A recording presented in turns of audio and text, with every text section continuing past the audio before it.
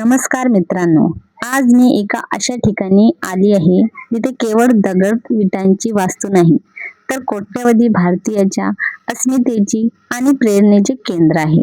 हो, मी आज आली आहे दादर येथील चैत्यभूमीवर.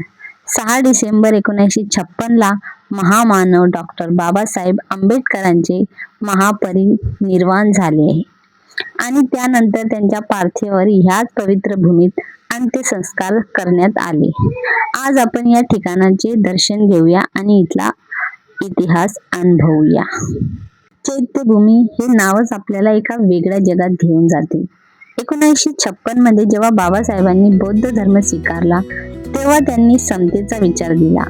याच ठिकाणी दरवर्षी 6 डिसेंबरला लाखो अनुयायी नतमस्तक व्हायला येतात. पण तुम्ही जर कधी इतर दिवशी इथे आलात तर तुम्हाला जाणवेल की इथलं वातावरण किती शांत आणि गंभीर आहे. समोर अथांग समुद्र आणि मागे महामानवाच्या स्मृती. हे दृश्य मनाला एक वेगळीच उभारी देऊन जाते. इथे आल्यावर एक वेगळी शांतता आणि ऊर्जा जाणवते. 6 डिसेंबर 1956 रोजी बाबासाहेबांच्या महापरिनिर्वाण नंतर त्यांच्या पार्थिवावर येथे अंत्यसंस्कार करण्यात आले होते. तेव्हापासून हे ठिकाण समता, बंधुता आणि न्यायाचे प्रतीक बनले. दरवर्षी लाखो अनुयायी येथे बाबासाहेबांना अभिवादन करण्यासाठी येतात. आपण इथली शांतता मनाला नेहमीच अंतर्मुख करायला लावते. येथील पांढरा शुभ्र स्तूप हा शांततेचा प्रतीक आहे. जेव्हा आपण या वास्तूच्या जवळ जातो तेव्हा बाबासाहेबांचे ते शब्द आठवतात.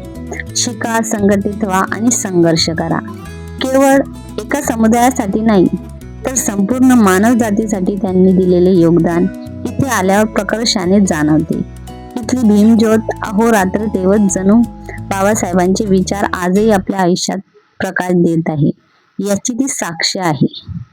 मित्रांनो, चैत्यभूमी येण्यासाठी दादर रेल्वे स्टेशनवरून तुम्ही सहज चालत किंवा टॅक्सीने पण येऊ शकता.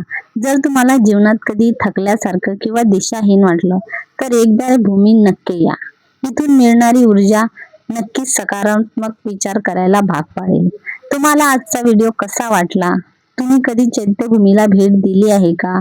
तुमच्या भावना कमेंटमध्ये नक्की शेअर करा.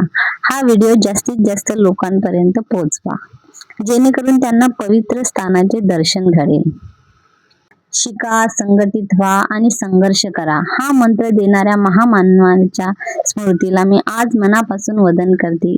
तुम्ही कधी चैत्यभूमीला भेट दिली आहे का? कमेंट मध्ये नक्की सांगा. जय भीम लिहायला विसरू नका. जय भीम.